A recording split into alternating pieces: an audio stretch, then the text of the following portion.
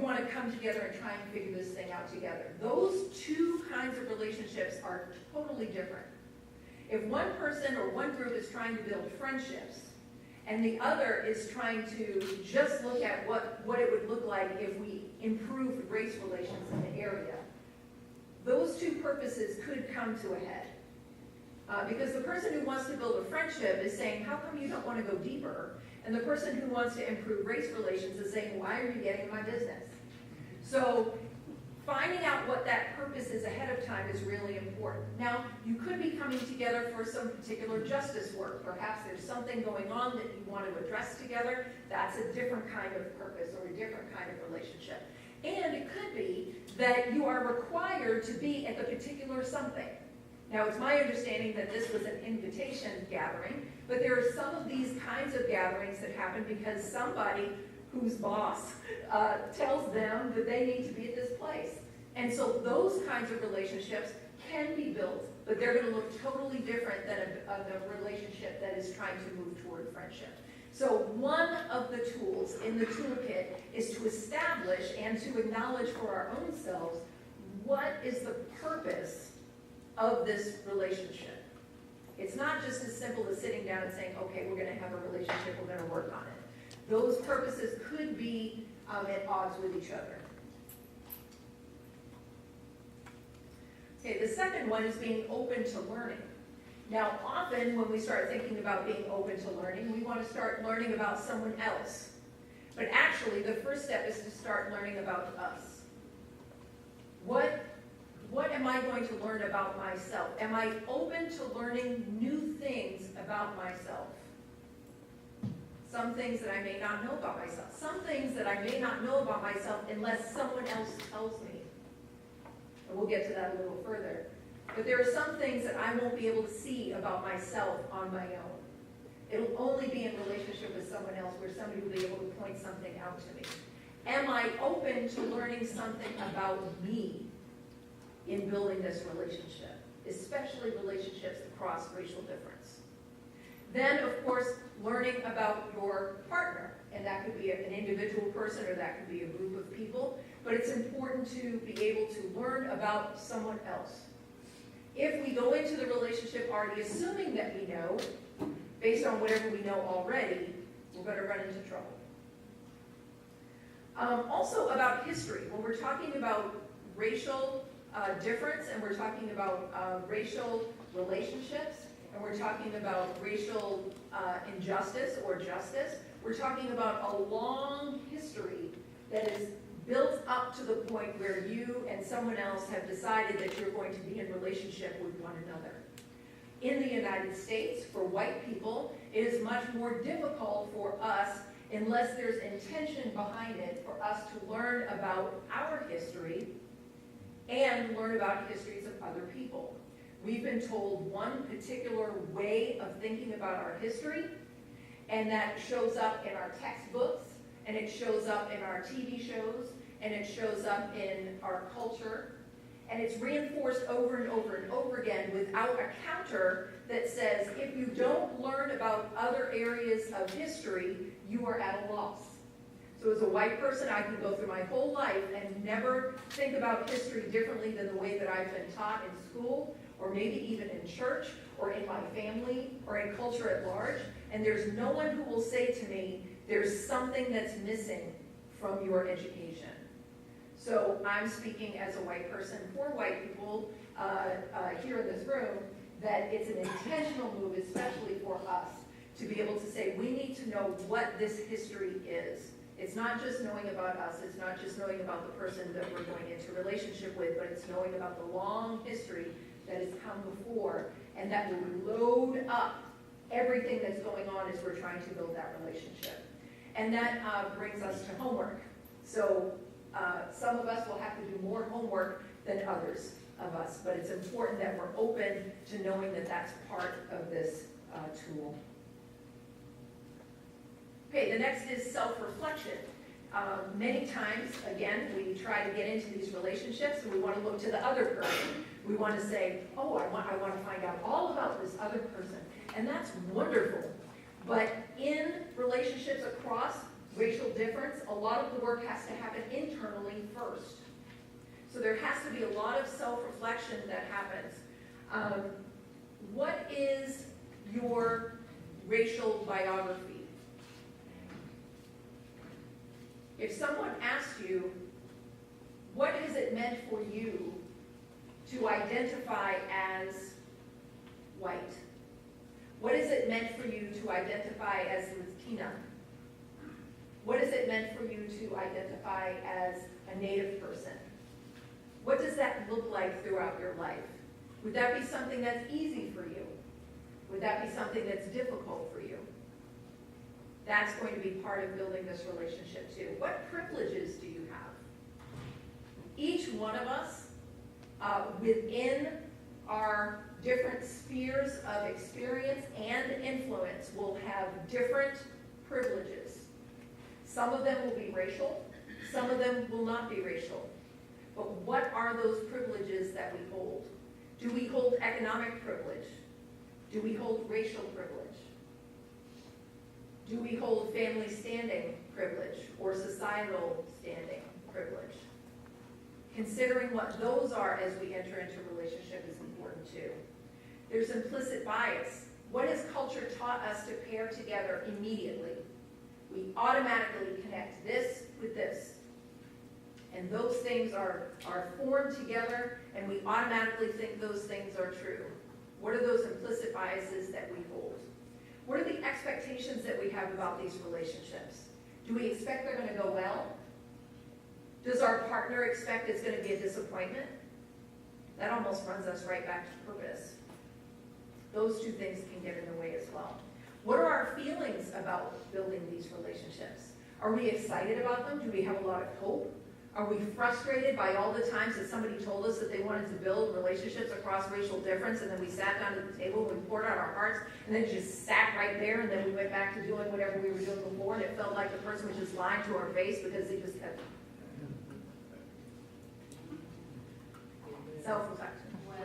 Well. Oh yeah, I forgot to say, so usually like I was going to say when I'm preaching, but no, it happens when I'm in the pews too. I lean back and I say a little bit, so you may see that. Okay, so what does it mean to really listen to one another? It's one thing to say that we're listening, but it's another thing to really be listening to one another. So there's something about the senses, right? There's this like physical thing that happens. Sometimes I can't hear someone as well. Certainly when I was flying in, I mean, it wasn't as horrible as it sometimes is, but I always get to the place where we're getting into that descent that I can't hear anything. People talking about, what? You know, and I was still doing it when I got here to the church, and I felt really bad because I kept saying, I'm sorry, excuse me. And I tried to say it as politely as I can, but after like the 8th time, you know, I feel some kind of way about it. But so there's one thing to say, like, I physically can't hear you. And there's another thing to say, like, I'm not listening to you. Now, most of us would not, admit to somebody face to face, like, I'm just not going to listen to you. I may do things like this. But there are things that get in the way of us listening, really listening to one another. There are different styles of listening. If you think it would just be one thing, but it's not, there's a lot of styles. Can we hear someone's story without interpreting it? Can we actually listen to someone's story and be able to repeat it back in such a way that the person at the table would say, yeah, that's me? Or do we automatically have our interpretation present in it? And then there are skills to listening. Just like where there's skills to building these relationships, there's skills to listening to. Okay, you want to avoid some harmful traps. These are just quick little phrase ways of talking about them, but I'll explain them. So there's the imbalance of race. Either the relationship doesn't deal with race at all. So one of the harmful traps is that we just say, I just want to get to know you as a person. Well, each of us lives the world as a racialized person. So there are ways that we walk through the world and experience the world, and people experience us that's based on our racial identity or our perceived racial identity. So when we enter into these relationships, and then we say, oh, well, I just don't want to think about race, I want to just know you as a person, what we're really saying is, I don't care what happens to you on a day-to-day basis. Right. So it sounds good, right? I want to get beyond the race thing, and I want to build a relationship with you, and we're one in Christ, and all of that's wonderful. But really what it does is ignore the realities of what happens to us on a day-to-day basis, and that can be incredibly harmful for folks. And then sometimes it's all about race, all the time. And sometimes that can be a little overwhelming for people. If it's always about race, but you haven't decided that that's the purpose of the relationship, then that can imbalance race as well. The next one I'm calling the one friend resourcing. When we're working on doing our homework, and we're working on self-reflection, and we're working on learning about people, there's a harmful trap in building relationships across racial difference that says, I'm going to find out everything I want to know about the Hispanic community by asking my one friend. And one thing is, I don't take into consideration that if we are still living and working and worshiping in spaces where there is a majority of one race present, and maybe only a couple of people who identify in different races, I don't even know how many people are going to that one person and saying, please tell me all about your racial experience and your culture. So that's a problem. It's also a problem because you have now turned the relationship into Wikipedia. The person is not a person anymore. The person is only there to serve you and service you into learning about what you don't yet know.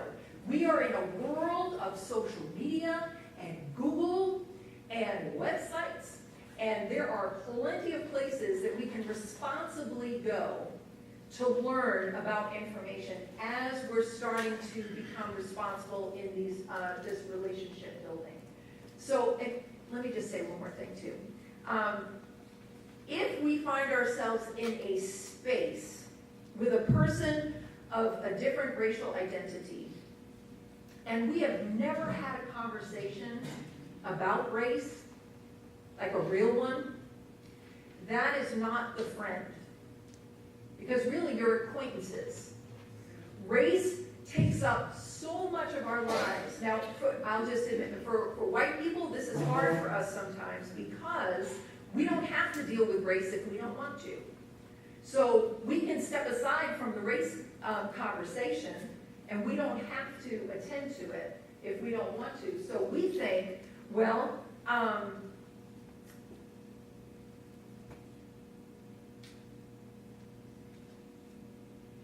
we think just because I haven't had this conversation with this person doesn't make it any different with me not having this conversation about race with somebody from that identifies with the same race that I do. But in fact, it is the relationships that are deep enough to handle conversations about race that would reach to the level of friendship. So I can be friends with people, but it's not the level of friendship that can handle this kind of conversation.